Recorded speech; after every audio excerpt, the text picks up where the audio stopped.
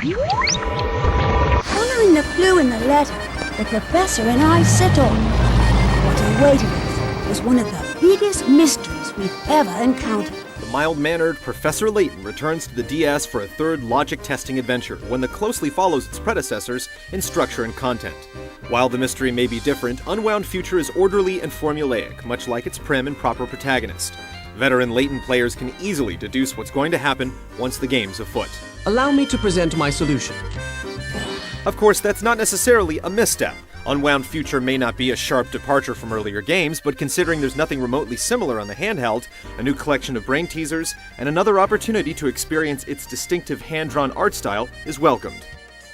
After inspecting a crazed inventor's time machine, the professor and his young protege find themselves on the surprisingly deteriorated streets of London 10 years into the future. The duo realizes something's amiss upon reading letters from an older Luke Triton, who's trying to help his mentor and younger self figure out what the dickens is going on. The story delves a bit deeper into Layton's past, offers some surprises, and holds your interest thanks to the impressive animated videos and voice acting.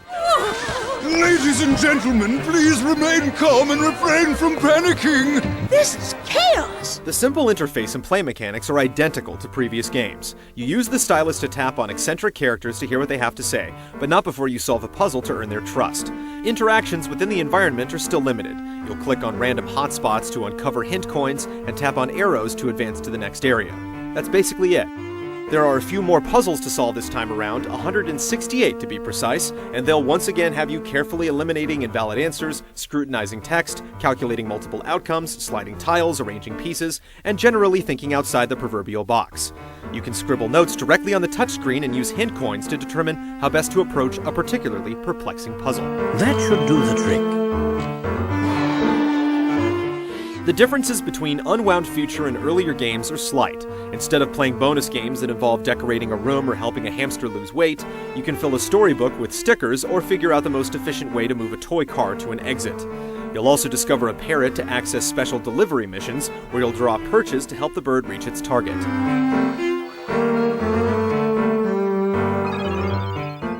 Hint coins are more plentiful in this installment, and the puzzles do a much better job at reflecting the environment you're in.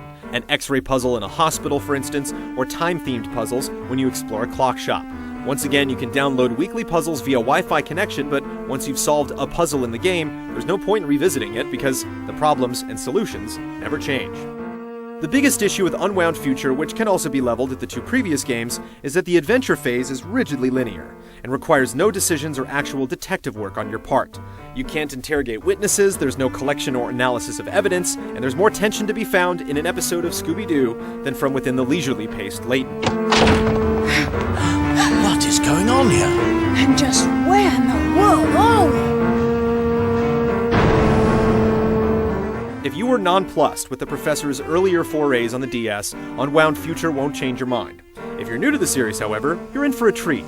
The game's production values, from the artwork and voice acting to the music and video sequences, are among the best in any handheld game to date.